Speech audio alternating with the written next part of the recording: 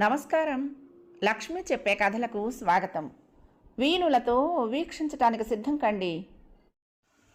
ప్రియ సఖులు, ఇప్పుడు మనం ప్రముఖ రచయిత్రి శ్రీమతి ఆరికపూడి కోడూరి కౌసల్యాదేవి గారు రచించిన ప్రేమనగర్ ధారావాహికం నుండి 3వ భాగం వినేద్దామండి. ఖేద మనస్కురాలై ఒక తాపును కూర్చుని ఉంది పెద్దరాణి. నాయనమ్మ గారు ఎందుకంత కోపంగా ఉన్నారు? నేనేం చేశాను?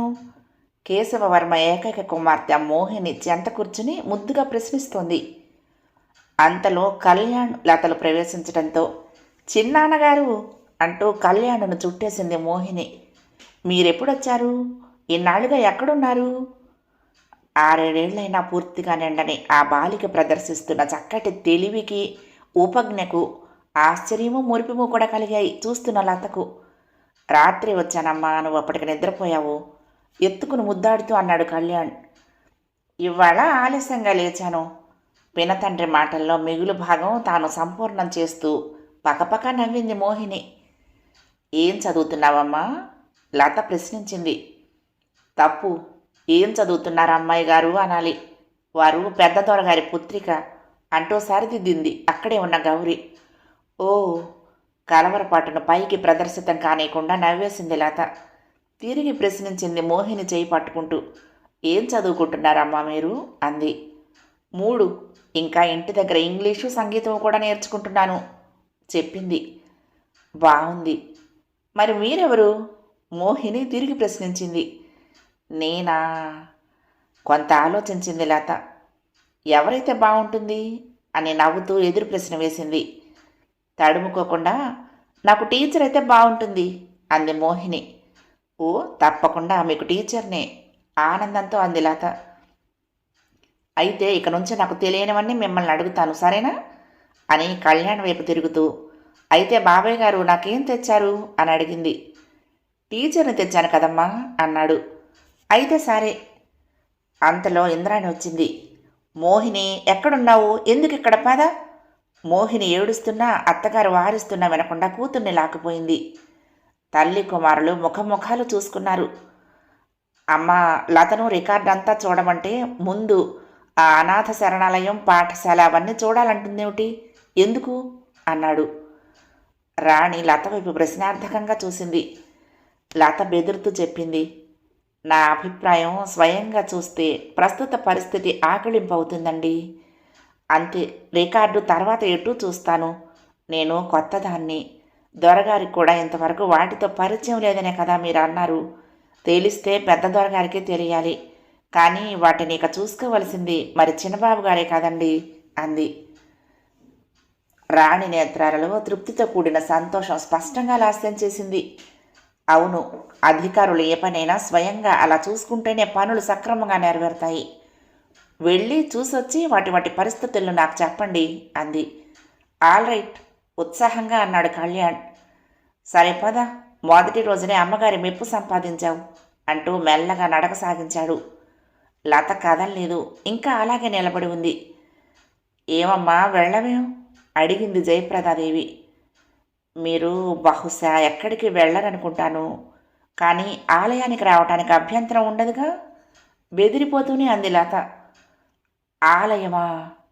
తన చెవుల్ని తానే నమ్మలేనట్లున్నాయి రాణివారి చూపులు. స్పష్టంగా చెప్పమ్మా, ఎందుకు మరీ అలా బెదిరిపోతావు అంది. ఈసారి కొంత ధైర్యంతో మాట్లాడింది లత. అవునండి, మీ మనసేమీ బాగున్నట్లు లేదు. ఒక్కసారి అలా రండి ఆలయానికి. దైవ దర్శనానంతరం మీరు ఇంటికి తిరిగి రావచ్చు. ఈ ఉద్యోగ ప్రవేశానికి ఓంకారంగా ముందుగా దైవ దర్శనం చేసుకోవాలని నా అభిలాష. ఆ ప్రాప్తం స్వయంగా మీరే కలిగించండి. ఆశ్చర్యం, ఆనందం, అనుమానం అన్నీ ముప్పిరి కొన్న రాణి విపరీత విస్మయంతో, నీకు కూడా దేవుడు భక్తి అన్నీ ఉన్నాయా అమ్మా? ఆహా, మొహం అలా చిన్నపుచ్చుకోకు, కాల పరిస్థితుల్ని బట్టే అడుగుతున్నాను అంది. ఎందుకుండవు అమ్మగారు? ఎవరో బొత్తిగా మిడిమిడి జ్ఞానంతో మిడిసిపడేవాళ్ళు ఏదో వాగుతారు. నిండుకుండ తొణకదన్నట్లు విద్యాధికులు, విదేశాలు పోయి వచ్చిన వారు కూడా చక్కగా దైవాన్ని ఆరాధిస్తారు. కళాశాలలో ప్రాజెక్టులు ఒకటేమిటి, అన్నింటికీ వేదోక్తంగానే యథావిధి పూజా కార్యక్రమంతో ప్రారంభోత్సవాలు చేస్తారు. అయితే ఇంట్లో ఉండేవారు కనుక మీరు అవన్నీ విని ఉండకపోవచ్చు అంది. నిజమే, ఎవరో మూర్ఖుల్ని చూసి నిన్న అలా అడిగాను. ఏమీ అనుకోకమ్మా, మూర్ఖులైనా ఎప్పుడో గుర్తిస్తారులే అందామె. పోనీండి మనకేం, మీరు రండి, వస్తే నేను ఆనందిస్తాను చెప్పింది లత. సరే, దైవ దర్శనం నాకు ఆనందమే కదమ్మా. వెంటనే బయలుదేరింది జయప్రదాదేవి. మోహిని నీకు సరైన పేరే పెట్టింది టీచర్ అని అంటూ నవ్వాడు అంతా చూస్తున్న కళ్యాణ్. చూడమ్మా, నువ్వు ఎప్పుడు ఏం చెప్పాలన్నా నిర్భయంగా నిస్సంకోచంగా చెప్తూ ఉండు. అంగీకార అనంగీకారాల మాట తర్వాత సంగతి అంది జయప్రదాదేవి. మాటల్లోనే వ్యక్తమవుతున్నది ఆమె మనస్సును లత ఎంతగా రంజింపచేసి హర్షప్రపూర్ణం కావించిందో. మీరు ప్రతిరోజు వెళ్తూ ఉంటారా అండి ఆలయానికి? దారిలోనే అడిగింది లత రాణిని. లేదమ్మా, పర్వదినాల్లో మాత్రమే వెళ్తూ ఉంటాను. వేణుగోపాలస్వామి, సుబ్రహ్మణ్యేశ్వర స్వామి ఒకే ఆలయంలో ఉన్నారు మా ఇలవేల్పులు అన్నాడు కారును దేవాలయం ముంగిట ఆపుతూ కళ్యాణ్. బాగుంది. కొందరు శివుడు సేవనీయుడా విష్ణువు సేవనీయుడా అని తర్క వితర్కాలు లేవదీస్తారు. ఇక్కడ భేదం లేకపోవటం ముదావహం అంటున్న లత రాణి తననే ప్రీతి విస్ఫారిత నేత్రాలతో తిలకిస్తూ ఉండటం గమనించి మాటలాపేసి సిగ్గును ప్రకటించింది. రాణి మనఃపూర్వకంగా ఆమె తల నిమురుతూ, నీకు వివేచన శక్తి అధికం. చాలా సంతోషం తల్లి. అప్పుడప్పుడు నాకు ఇటువంటి సత్ప్రసంగాలు వినిపిస్తూ ఉండు అంది. జమీందారు గారి కారును చూసి చుట్టుపట్ల పిల్లలు పెద్దలు వచ్చి భక్తితో గుమిగూడారు. ఆలయం తలుపులు తెరిచే ఉన్నాయి కానీ ఎక్కడా పూజారి జాడలేదు. భక్తులెవరో 4-5 వారంతటా వారే దేవుడికి ఒక నమస్కారం చేసి వెళ్ళిపోతున్నారు. వారు సమర్పించడానికి తెచ్చిన పళ్లను పూలను 12-14 కుర్రవాడు అందుకుంటున్నాడు. దుబ్బుతాలతో పుసులుడుతున్న కళ్ళతో మాసిన బట్టలతో మహాసహ్యంగా ఉన్నాడు. పూజారి ఎక్కడా? రాణి ప్రశ్నించింది. ఆ కళ్ళల్లోని తీక్షణతకు కంఠస్వరంలోని కాఠిన్యతకు పక్కనున్న లతే కలవరపడిపోయింది. ఆ పిల్లవాడు కంపించిపోయి మాట్లాడలేకపోయాడు. పూజారి కాపురం కూడా ఆలయ ప్రాంగణంలోనే ఒక పక్కనుంది. విషయం తెలిసిన పూజారి భార్య తదితర కుటుంబీకులు పరుగున వచ్చి చేతులు నలుపుకుంటూ నుంచున్నారు. అలా ఊళ్ళోకి వెళ్లారు, వచ్చేస్తారు అని విన్నవించుకుంది పూజారి భార్య. కళ్యాణ్ జమీందారుగా అంతవరకు ఒక్క పదం కూడా పలకకపోవటం గమనించిన లత అతడి సమర్థత ఎంతమాత్రమో గ్రహించి లోలోన జాలిపడింది. కోపంతోనే రాణి అడుగులు వేసాగింది. ఆ జనంతో మరి మాట్లాడకుండా కళ్యాణ్ లతలు అనుసరించారు. ప్రదక్షిణలు చేస్తూ సర్వము పరీక్షగా తిలకిస్తున్న ఆ ముగ్గురికి కూడా మనసు చీకాకు పడిపోయింది. అంతటా ఎండిపోయిన ఆకులతో, పత్తిరితో, పండ్ల తొక్కలతో అడుగు పెట్టలేనంత గలీజుగా ఉంది. దేవుడికి అభిషేకం చేసిన ఉదకం ఆలయం వెనక భాగానికి రావటానికి దారులుంటాయి. అదంతా దుర్వాసనమయంగా ఉంది. కళ్యాణ మంటపం, ఆలయ బహిర్గాంతర ప్రాంగణాలు, పల్లకి అన్ని దుమ్ము కొట్టుకుని బూజులతో ఉన్నాయి. నందీశ్వరుడు వెలవెలబోతున్నాడు. ఆలయ ఆవరణలో ఒక మూల పూల మొక్కల చెంతనున్న బావిలోకి చూసింది లత. పాడుబడి నీరు పచ్చన తిరిగుంది. అక్కడే ఒకంత దూరంలో ఉన్న సరస్సును కూడా అనతి కాలంలోనే అదే స్థితి ఆవరించబోయేటట్లుంది. సరస్సోపానాలు పాకుడు కట్టి అసహ్యకరంగా ఉన్నాయి.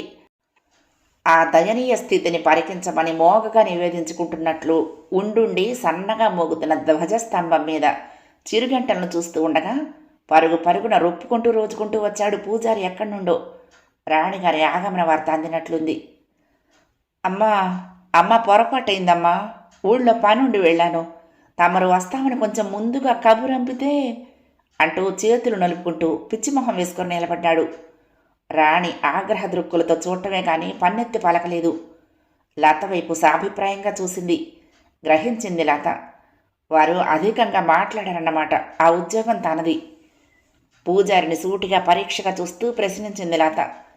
అయితే ఆలయం దేవుడికి భక్తకోటికినా లేక కేవలం రాణిగారి కోసమేనా అడిగింది. చిత్తం చిత్తం మాటలు దొరక కంగారు పడిపోతున్నాడు పూజారి. శుచి శుభ్రతలు, పవిత్ర నైర్మల్యాలు భగవంతునికి ప్రతిరూపాలు అంటారు. దైవ నిలయమైన ఆలయం ఉండవలసిన తీరు ఇదేనా? అధికార దర్పంతో ప్రశ్నించింది లత. తలవాల్చాడు పూజారి. పవిత్ర దైవాన్ని అర్చించే అర్చకుని లక్షణం నీ వేషంలో ఎక్కడా లేదే. మురికి ఓడుతూ ఏనాడో స్నానం చేసినట్లున్న ఆ వ్యక్తిని నఖశిఖ పర్యంతం పరీక్షిస్తూ అడిగింది. లింగమూర్తి బంగారుపు పానపట్టంలో మౌళిపై ఏనాడు అర్చించబడి ఒడిలిపోయిన మారేడు దళాలతో వెలాతెలబొత్తు కనిపించాడు. బంగారు నేత్రాలు మీసాలు మాత్రమే సుబ్రహ్మణ్యేశ్వరుని వైభవాన్ని చాటుతున్నాయి. మధ్య మాణిక్యం పొదిగిన తిలకం చూడ వేడుకగా ఉంది. వంశీమోహనుడు వేణుగోపాలస్వామి విగ్రహం మనిషంత ఎత్తున ఉంది. తప్పిదాన్ని చల్లని హృదయంతో క్షమించి మన్నించు తండ్రి. అవనత నేత్రి అయి హస్తద్వయాన్ని జోడించి వంచిన శిరస్సుతో కడుమెల్లని స్వరాన భగవంతుణ్ణి ప్రార్థిస్తున్న రాణి మహాపతివ్రతగా సర్వపుణ్యక్షేత్రముల వలె పవిత్రాకృతిగా కనపడి లత మనస్సున ఎనలేని భక్తిభావ సముద్రంలో మునకలు వేయించింది. కంగారుతో కొట్టుకుపోతున్న అర్చకుడి నోటి వెంట మంత్రాలు సరిగ్గా పలకలేదు. ఏదో గుణిగి అయిందనిపించి హారతిచ్చి రుద్రపాదులు తెచ్చిన అతడిని వలదన్నట్లుగా చేత్తోనే వారించింది రాణి. దైవాన్ని ఒకసారి ఆశాంతం వీక్షించి నమస్కరించి వెనుతిరిగింది. కుమారుడు అనుసరించాడు. లత ఆ వెనక నడవసాగింది. అర్చకుడు పళ్ళెరం గర్భగుడిలో ఉంచేసి కన్నీళ్ల పర్యంతమవుతూ వెంటపడ్డాడు. జమీందారిని కళ్యాణ్ అప్పటికే కారెక్కి కూర్చున్నారు. అమ్మా అమ్మ మన్నించండమ్మా. పూజారి ఇంకా వేడుకుంటూనే ఉన్నాడు. లత కారెక్కబోతూ ఒక్కసారి ఆగింది. చూడండి, దైవాన్ని శాస్త్రోక్తంగా ప్రతిష్ఠించిన తర్వాత శాస్త్రబద్ధంగా నిత్యం పూజా సంస్కారాలు జరగవలసిందే. మన పూజలతో నైవేద్యాలతో దైవం ప్రీతి పాత్రుడై సకల జనులను చల్లగా చూడాలని. కానీ ఒక్క రాణిగారి కోసమేనా ఈ దైవాన్ని ప్రతిష్ఠించింది? నిత్యం వేద మంత్రాల ప్రతిధ్వనులు ఈనుతూ సుగంధ పరిమళాలను వెదజల్లుతూ జేగంటలు గణగణలాడుతూ కళకళలతో పవిత్రంగా ఉండాల్సిన ఆలయం ఇలా అశుభ్రంగా అశుభదాయకంగానా ఉండటం? దైవానికి పూజార్చన అభిషేకాలు చేసి ఎన్నాళ్ళయింది? అసలు నైవేద్యం అంటూ పెడుతున్నారా? జ్యోతులు వెలిగిస్తూ ఉంటే ఆ ప్రమిదలు అలా చిల్లుం పట్టిపోయి ఉంటాయా? అంది. అయ్యో, అంత మాట అనకండమ్మా. రోజు అడ్డు మాట్లాడకుండా చెప్పేది వినండి, కసిరింది లత. ఎప్పుడో ఏ పర్వదినాల్లోనో రాణిగారు వచ్చే సమయానికి అన్నీ సిద్ధంగా ఉంచి తక్కిన రోజుల్లో ఇలా నాటకాలు ఆడుతున్నారన్నమాట. దేవుడి మణిమాన్యాలు ఆశ్రితులు కేవలం పూర్తిగా తింటే చాలా ప్రమాదం. కొంత దేవుడికి కూడా ఖర్చు పెట్టాలి, తెలిసిందా? చిత్తం. ముందుగా చెప్పా చేయకుండానే ఏ సమయంలో పడితే ఆ సమయంలో, ఏ రోజున పడితే ఆ రోజే వస్తూ ఉంటాము. ఎక్కడా దుమ్ము దోగర బూజు చెత్త చెదారము ఏమీ కనిపించకూడదు. శుభ్రంగా ఉండాలి. ఆ నుయ్యి చెరువు బాగు చేయించాలి. ఒక్క పర్వదినాల్లోనే కాదు, ప్రతి మంగళవారము శుక్రవారము కూడా దేవుడికి ప్రత్యేక అలంకారాలు, కుంకుమ పూజలు జమీందారుని గారి పేరిట చేస్తూ ఉండాలి. ఇంకొక ముఖ్యమైన విషయం ఏమిటంటే, మీరు ఇలా అసహ్యకరంగా కాక అక్షరాల అర్చకుడిగా కనిపించాలి. ఉదయం 4 గంటల నుండి రాత్రి 8 గంటల వరకు ఆలయం తెరిచే ఉండాలి. ఎప్పుడూ దైవాన్ని మీరే కనిపెట్టుకుని ఉండాలి. షికార్లకు పోతే కాదు. ఇది ప్రథమ తప్పిదంగా క్షమించి వదిలేశారు రాణిగారు. ఇక ముందు మాత్రం ఇలా జరగకూడదు. హుందాగా ఆజ్ఞాపించి కారెక్కింది లత. దారిలో ముగ్గురు కూడా ఏమీ మాట్లాడుకోలేదు. భవనం చేరాక పాఠశాల అవి ఎప్పుడు చూద్దాము అడిగింది లత. నవ్వాడు కళ్యాణ్. ఏం వాళ్ళందరినీ కూడా ఓసారి గడగడలాడించేస్తావా? అబ్బా, ఆలయం అదరగొట్టేశావు కదా అన్నాడు. లత నవ్వలేదు. మరి ఊరుకుంటే పరిస్థితి పూర్వంలాగే ఉంటుంది. ఏం లాభం? దానశీలతతో పాటు ఆయా కార్యకలాపాలు సక్రమంగా నెరవేరుతున్నాయా లేదా అనేది కూడా చూసుకోవటం అవసరం కాదంటారా? చూడండి, పాపం భక్తులు ఎంతో కోరికతో సుస్నాతులై శుచిగా వెళ్తారు ఆలయానికి. మరి అక్కడ పరిస్థితుల్లో వీరి శుభ్రత అంతా అర్ధరహితమైపోవటం తప్పేముంది? జమీందారుగా మీ ప్రజల ఆశ్రితుల అవసరాలు బాగోగులు తీర్చవలసిన అవసరం మీకు లేదా? రాణి ప్రసన్న వదనంతో, అవునమ్మాయి, నీ వ్యవహార దక్షత నిక్కచ్చితనం నాకు నచ్చాయి. పెద్ద వ్యవహారాలలో ఇటువంటి విఘ్నతే అవసరం అంది. అయ్య బాబోయ్, అయితే ఇవన్నీ నా వల్ల కాదు. తెలివి తక్కువగా అన్ని బాధ్యతలని నా మీద వేసుకుంటానన్నాను. కళ్యాణ్ మాటలకు రాణి ఉలిక్కిపడింది. లత మాత్రం చెల్లించలేదు. చిరునవ్వుతో అంది. ఆశ్రిత జన రక్షాశీలత మీ ధర్మం, మీ బాధ్యత కనుక అప్పుడప్పుడు ఇలా తిరిగి అన్నీ సక్రమంగా ఉన్నాయో లేదో చూసుకోవటం అవసరం. అంతేకాని రోజు ఇలా శ్రమ ఉండదు. మీరు కొత్త గనుక శ్రమగా ఉన్నదనుకుంటాను. పోనీలేండి, మరొక రోజు వెళ్దాం, తొందరే ఉంది, ఇవాళ వద్దు అంది. అమ్మయ్యా, అయినా ఏమో అన్నయ్య చెప్పినట్లు ఇవన్నీ ఎత్తేస్తే ఏం పోయింది అన్నాడు. చిన్నబాబు తీక్షణంగా పిలిచింది రాణి. పలువురు ఎదుట అన్న మాటను ఇంత త్వరలోనే రద్దు చేసుకోవటమా? మనకు మాట నిక్కచ్చి ప్రధానం అన్నమాట ఎప్పుడూ తప్పరాదు. లత కలగ చేసుకుంది. పర్వాలేదు, నేనున్నాను, నేనే చూసుకుంటాను అన్నీ. మీరు తొందరపడి గాభరా పడకండి. నన్ను మీ కొత్త మేనేజర్గా అందరికీ ప్రకటిస్తే అంతే చాలు అంది. రాణి సమాధానపడింది.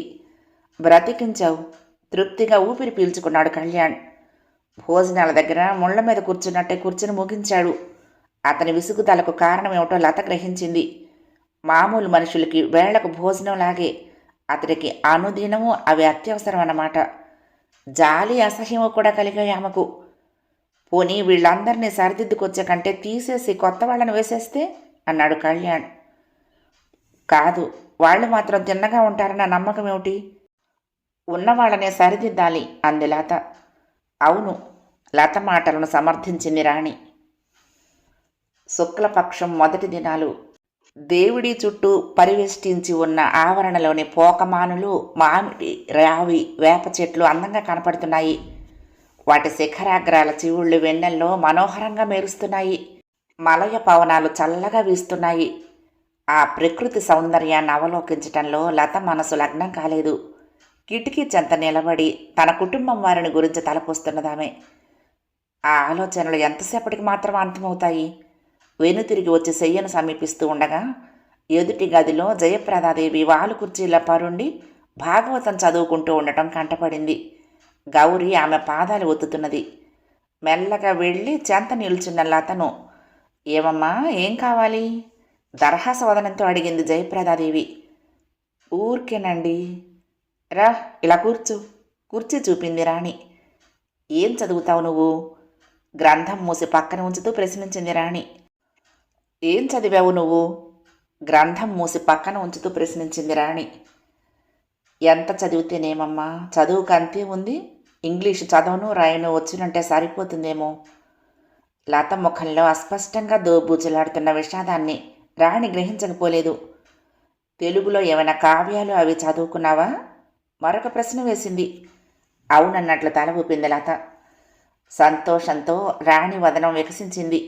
ఏది, భాగవతంలోనైనా భగవద్గీతలోనైనా కాస్త భాగం చదివి వినిపించు. ఇవిగో పుస్తకాలు అంటూ అటువంటి గ్రంథాలు ఉంచబడిన తన పక్క బల్లను చూపించింది.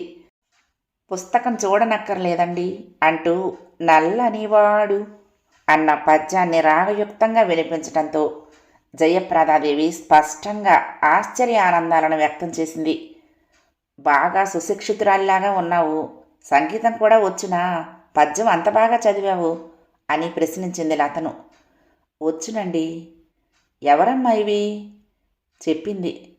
ఏం పని మీ నాన్నగారికి? ఎవరెవరున్నారు నీకు? అడిగింది. ప్రస్తుతం నాన్నగారికి ఏ ఉద్యోగమూ లేదండి. కాలేజీలో లెక్చరర్గా చేసేవారు. వెనక అన్నయ్య, అక్కలు, చెల్లి, 3 తమ్ముళ్ళు ఉన్నారు అంది. అయితే కాస్త బాగా బ్రతికిన వాళ్ళేనన్నమాట. అదొక మాదిరిగా నవ్వింది లత. బాగా బ్రతికిన సంప్రదాయమైన కుటుంబమే. అయితే మా అదృష్టమే బాగుండలేదు. నాన్నగారు గుండె జబ్బుతో మంచం పట్టారు. ఉన్న కొద్దిపాటి ఆస్తి మా చదువులకే ఖర్చయిపోయింది. ఇంట్లో చంటి పిల్లలు. ఏం చెయ్యం? అన్నయ్య నేను చదువులు అంతటితో కట్టిపెట్టి కనిపించిన అన్ని ఉద్యోగాలకు దరఖాస్తులు పెట్టుకున్నాము. నాన్నగారి స్నేహితులు ఒకరి దయ వలన నాకు వెంటనే ఎయిర్ హోస్టెస్ ఉద్యోగం దొరికింది. నాన్నగారికి వైద్యం, కుటుంబ పోషణ, తమ్ముళ్ల చదువులు, ఇన్ని అవసరాల ఒత్తిడి నన్ను నిలవనీయలేదు. అమ్మ నాన్నగారు ఇష్టపడకపోయినా ఒప్పించి ఆ ఉద్యోగంలో చేరాను. అక్కయ్యలకు పెళ్ళయింది. నాకు వివాహం చేయాలన్న తలంపులో ఉండగా ఈ కష్టాలు వచ్చాయి. అయినా సరే ఆడపిల్ల ఉద్యోగం చేయటం ఏమిటని పట్టుబట్టారు. ఏడ్చారు. కాలం మారుతుందని నచ్చచెప్పి నేనే ఆ ఉద్యోగంలో చేరాను. నా నడత ఎప్పటికీ సరిగ్గానే ఉంటుందని, ఎవ్వరికీ అవమానం కలిగించే పనులేమీ చెయ్యనని హామీ ఇచ్చి అంది. తల పంకించింది రాణి. అవునమ్మా, అవసరమైనప్పుడు అభిమానాలకు పోతే ఎలాగా? మంచి పని చేశావు. నీ నడత మనసు సరిగ్గా ఉన్నంతకాలం ఏ ఉద్యోగం చేసినా తప్పులేదు. బాధ్యత తెలుసుకొని తల్లిదండ్రులకు సాయపడే వాళ్ళని చూస్తే నాకు నిజంగా చాలా సంతోషం కలుగుతుంది అంది రాణి. ఆశ్చర్యంగా చూసింది లత. మామూలుగా మాలా బ్రతుకుతున్న వాళ్లే మా కష్టాలను, ఇబ్బందులను అర్థం చేసుకోకుండా ఉద్యోగాలు చేస్తున్న వాళ్లను చులకన చేసి మాట్లాడతారు. అటువంటిది అలాంటి సాధక బాధకాలు ఏమీ తెలియని ఉన్నత వర్గం వారు మీరు నన్ను అర్థం చేసుకుని అభినందిస్తున్నారా అమ్మా? గంభీర హాసంతో అంది రాణి. అలా పొరపాటు పడకమ్మా. అర్థం చేసుకోవటానికి ఐశ్వర్యాలు ఆటంకంగా నిలవవు. నిజానికి ఏ వర్గం వారి బాధలను ఆ వర్గం వారికంటే పైవారే బాగా అర్థం చేసుకుంటారు. నాకు అందరి బాధలు కష్టాలు బలహీనతలు అర్థమవుతాయి. అవునమ్మా లత, పురుషుడి బలహీనత పురుషుడి కంటే స్త్రీకే బాగా తెలుస్తుంది. స్త్రీని తోటి స్త్రీ కంటే పురుషుడే బాగా అర్థం చేసుకుని ఆదరిస్తాడు. వృద్ధులపై వృద్ధుల కంటే పిన్నలకే సానుభూతి. ఇవి కఠోర సత్యాలు, ఎవరూ కాదనలేరు అంది రాణి. హాయిగా ఊపిరి పీల్చుకుంది లత. నిన్న రాగానే ఎంతగానో భయపడిపోయానమ్మా. కానీ మీ మనసు ఎంత గొప్పదని ఇప్పుడు తెలిసింది. నిజంగా మీ కొలువు దొరకటం నా అదృష్టమే నవ్వింది రాణి. నేను నిన్ను చూడగానే చిన్నగానే అంచనా వేసుకున్నాను. అయితే ఆ ఉద్యోగం వదిలి ఇక్కడికెందుకు వచ్చావు? మళ్ళీ ఆ ప్రశ్నతో లత మొహం బాధాప్రపూర్ణమైంది. అవసరం కొద్దీ ఆ ఉద్యోగంలో చేరటమే కానీ అక్కడ మనశ్శాంతి ఉండదండి. రకరకాల వ్యక్తుల మధ్య మసలాలి. అంతలో కళ్యాణ్ ప్రవేశించటంతో లత మాటలాపేసింది. పర్వాలేదు చెప్పు లత. రకరకాల వ్యక్తుల మధ్య మసలాలి. వాళ్ళు చెప్పినట్లు వినకపోతే ఇష్టం లేని ట్రిప్పులలో దూర దూరాలకు విసిరేస్తారు, అవునా? అన్నాడు కళ్యాణ్ మరొక కుర్చీలో కూర్చుంటూ. చెప్పనక్కర్లేదులే అమ్మా, నేను అర్థం చేసుకోగలను అంటూ ఆ సంభాషణకు ముగింపు చేసిన రాణి విశాల హృదయాన్ని మనసులోనే అభినందించుకుంది లత. చిన్నబాబు, మన తోట బంగళా ఉన్నది కదా, అది ఈ అమ్మాయి కుటుంబానికి ఏర్పాటు చేయించుదాం. అలాగే సంతోషంతో వెంటనే అంగీకరించాడు కళ్యాణ్. లత కృతజ్ఞతతో మాట్లాడలేకపోయింది. అయితే చూడమ్మాయి, నువ్వు మాత్రం ఇలా ఎప్పుడూ నా దగ్గరే ఉండాలి. ఇంటికి తుర్రుమంటానికి వీల్లేదు సుమా. అలాగేనండి సిగ్గుపడుతూ అంగీకరించింది లత. మీరు తల్లిలా ఆదరిస్తూ ఉంటే మీ వద్ద ఉండటానికి అంది. నవ్వేశాడు కళ్యాణ్. మొత్తం మీద అవలీలగా అమ్మగారిదైనా సంపాదించేశావు అన్నాడు. పాపం తండ్రి జబ్బు మనిషట. కారులో తీసుకొచ్చే ఏర్పాటు చేయించు. సామాన్లు అవి తెచ్చుకోవటానికి మన లారీలను ఉపయోగించుకోమను. ఆ అతి ఉదారతకు లత కళ్యాణులు ముఖముఖాలు చూసుకున్నారు.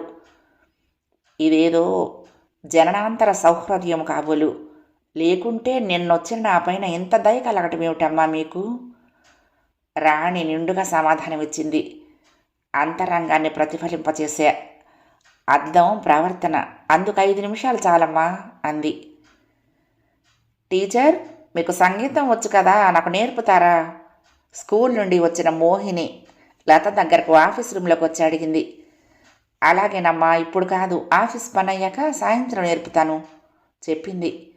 అనేక పనుల్లో మునిగి తేలే లత ఆ విషయం మర్చిపోవచ్చు, కానీ అదే ధ్యాసతో ఉండే పసిపిల్ల మోహిని ఎలా మర్చిపోతుంది? మోహిని పంపించేసి కాగితాలు చూసుకుంటున్న లత కళ్యాణ్ ప్రవేశించడంతో తలెత్తి చూసి లేచి నిలబడింది. కూర్చో లత. తాను ఆమెకెదురుగా కూర్చుంటూ మాటలు ప్రారంభించాడు.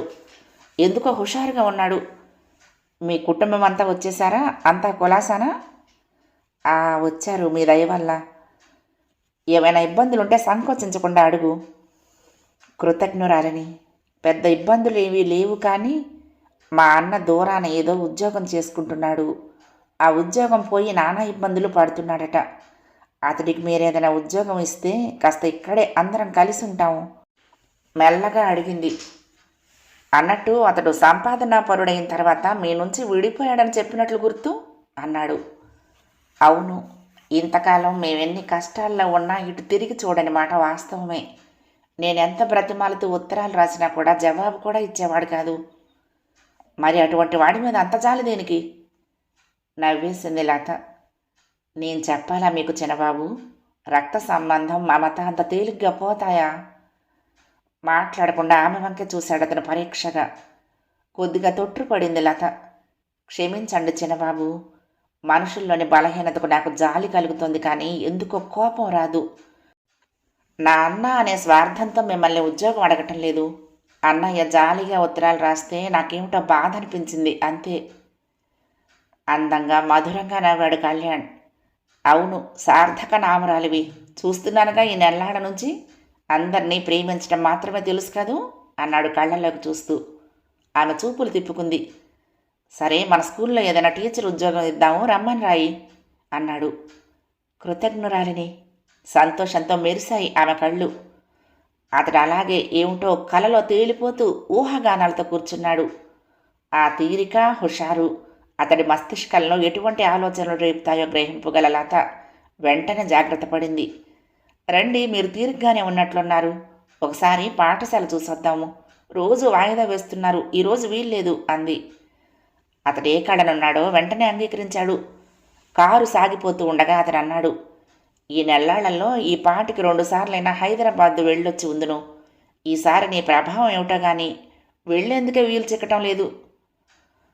అదేం మాట చిన్నబాబు, మీ ముందు అనేక విధాల అల్పురాలను, చిన్న ఉద్యోగస్తురాలను. ఇందులో నా ప్రతిభే ఉంది. మీ బాధ్యతలు మిమ్మల్ని పట్టి నిలుపుతున్నాయి. కొంతసేపటికి అన్నాడు అతడు. రేపటి ఎల్లుండి హైదరాబాద్ వెళ్ళాలనుకుంటున్నాను. వస్తావా నాతో? ఇక్కడ ఉంటావా? ఎందుకు? అక్కడేమైనా ఆఫీస్ పనులున్నాయా అడిగింది. అతడు సమాధానం చెప్పలేదు. మీ పర్సనల్ సెక్రటరీగా ఎక్కడికైనా వస్తాను, మీ ఇష్టం అంది తిరిగి. ఓసారి ఆమె వైపు చూసి చూపులు తిప్పేసుకున్నాడు. అప్పుడు మాట్లాడలేదు. అంతలో పాఠశాల ముందు కారాగింది. అధికారుల ఈ హఠాత్ ఆగమనానికి ఉపాధ్యాయుల పై ప్రాణాలు పైనే పోయాయి. ఓ క్లాసు మాస్టర్ నిద్రపోతూ ఉంటే పిల్లలు ఇష్టం వచ్చినట్లు రణగొణధ్వని చేస్తున్నారు. మరో తరగతిలో ఉపాధ్యాయుడు, ప్రధానోపాధ్యాయుడు కలిసి బయట వరండాలో ఏవో మంతనాలు చేస్తూ ఉంటే తరగతిలో పిల్లలు బెంచీల కుర్చీల బలమెంతో పరీక్షిస్తూ మధ్య మధ్య వివిధ శబ్దానుకరణల్లో తమకు గల ప్రజ్ఞను ప్రదర్శిస్తున్నారు. మరొక వరండాలో మూల తెలుగు పండితుడు, ఇంగ్లీష్ పండితుడు తీవ్ర వాగ్ధోరణిలో మరికొంతసేపటికి శిఖపట్ల కలాపానికి దిగి సంసిద్ధులే ఉన్నారు. ఆ గాలివానలన్నీ చిన్నదొరగారి దర్శనంతో మంటల మీద చన్నీళ్లు చల్లినట్లు చప్పగా చల్లారిపోయి ప్రశాంత వాతావరణం నెలకొంది. ఏమిటిది, స్కూలా లేక సంత మార్కెటా? తీవ్రంగా అడిగింది లత. ఎవరూ నోరెత్తలేదు. సరే, ఈ విధంగానే సాగుతుందన్నమాట ఇక్కడ చదువు పద్ధతి అంతా. ఇక్కడేమీ మాట్లాడవలసింది లేదు. మీరు ఉపాధ్యాయులు అందరూ ఇప్పుడే దేవుడికి రండి. వెంటనే ఇద్దరు ఇంటికి తిరిగి వచ్చేశారు. స్కూల్పై వస్తున్న రాబడి, జమీందారీ రాబడిలో ఆ స్కూలు కొరకే కేటాయిస్తున్న డబ్బు అన్నీ అప్పటికప్పుడు మేనేజర్ని పిలిచి హెడ్ మాస్టర్ ఎదుటి పెట్టి లెక్కలు వేయించింది లత. అన్నింటినీ మౌనంగా తిలకిస్తూ కూర్చున్నాడు కళ్యాణ్. డబ్బులో 3వ వంతు కూడా పాఠశాలకై వినియోగం కావటం లేదు. ఉపాధ్యాయులకు జీతాలు అంది 3 నెలలు కావచ్చింది. కొన్ని పాఠాలు చెప్పే ఉపాధ్యాయులు అసలు లేనే లేరు. కానీ ఉన్నట్లే కాగితాల్లో చూపుతున్నారు. ఇక పిల్లలకు పాఠాల కంటే ఉపాధ్యాయులకు చేసే సేవలే ఎక్కువగా ఉన్నాయి. మొదట బొకాయించిన లత తెలివిగా అధికారికంగా ఆరా తీసి అడగటంతో అన్ని విషయాలు తేట తెల్లమయ్యాయి. డబ్బును మేనేజరు, హెడ్ మాస్టరు చెరుసగం పంచుకుంటున్నట్లుగా కూడా తప్పనిసరిగా అంగీకరించారు. సరే, గతం నాస్తి ఖండితంగా అంటూ ఇంకా చెప్పబోయేదానికి ఒక్కసారి అనుమతి కోసం కళ్యాణ్ వంక చూస్తూ ఆగింది లత. అనుమతించినట్లుగా తల హుందాగా పంకించాడు అతడు. తాను కూడా అన్నీ వింటున్నట్లుగా తెరచాటు నుంచి చిన్నగా దగ్గింది రాణి. లత అధికారపూర్వక ప్రకటన చేసింది. జరిగిందేదో జరిగిపోయింది. ఇక నుండి స్కూలుకు చిన్న దొరగారు కానీ నేను కానీ ఎప్పుడు పడితే అప్పుడు వచ్చి చూస్తాము. ఇవాల్టిలాగా కోతుల అడవిలాగా కాక పాఠశాలలాగా క్రమశిక్షణ వెళ్ళి విరుస్తూ ఉండాలి. ఆదాయ వ్యయాలన్నీ ఎప్పటికప్పుడు నేను స్వయంగా చూస్తాను. ప్రతి వారాంతంలోనూ హెడ్ మాస్టర్ గారు వచ్చి నన్ను కలుసుకుని అవసర విషయాలు మాట్లాడి వెళ్ళాలి. ప్రతి నెలాఖరు రోజున ఉపాధ్యాయులందరూ ఇక్కడికి రండి. స్వయంగా చిన్న దొరగారు కానీ నేను కానీ మీ జీతాలను మీకు అందచేయగలము. ప్రస్తుతం 3 నెలల జీతం బకాయి ఉన్నట్లు తేలింది. కానీ ఆ సొమ్ము దివాను గారు తీసినట్లు లెక్కల పుస్తకంలో నమోదైపోయింది. అది హెడ్ మాస్టర్ గారికి అందినట్టుగా కూడా ఉంది అంటూ ఒకసారి అటు చూసింది. హెడ్ మాస్టరు, మేనేజరు వంచిన తల్ల ఎత్తలేదు. సరే, వారికి 10 రోజుల గడువు ఇచ్చాము. ఈ గడువులో ఆ విషయం సర్దుబాటు చేసేయాల్సి ఉంటుంది. ఆ ఇద్దరు వ్యక్తుల ముఖాలు వాడిపోయాయి. తక్కిన ఉపాధ్యాయులందరి వదనాలు సంతోషంతో వికసించాయి.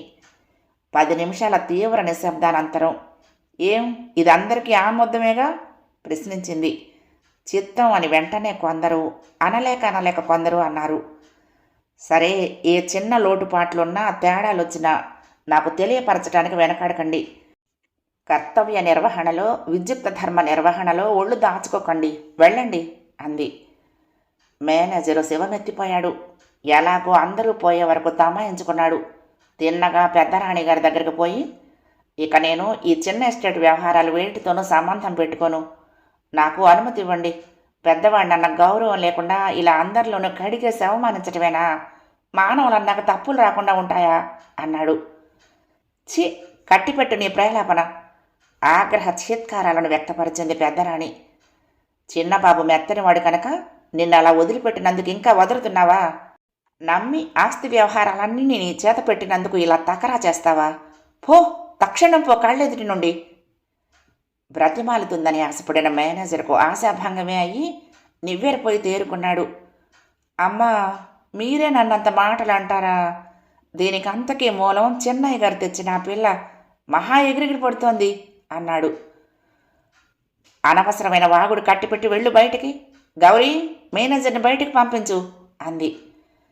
పగపట్టిన త్రాచులా చూస్తూ నిష్క్రమించాడు మేనేజర్. తల్లి నుండి కబురందుకున్న పెద్ద కుమారుడు కేశవవర్మ బుసలు కొడుతూ వచ్చాడు. 3వ భాగం సమాప్తం. ప్రియ సఖులు, ఈ కథ మీకు నచ్చితే తప్పకుండా లైక్ చేయండి, షేర్ చేయండి, కామెంట్ చేయండి, సబ్స్క్రైబ్ చేసుకుని నన్ను ఎంకరేజ్ చేయండి. ఉంటానండి. ప్రేమతో లక్ష్మి, కృష్ణాతీరం దుర్గమ్మ సన్నిధానం. నమస్తే.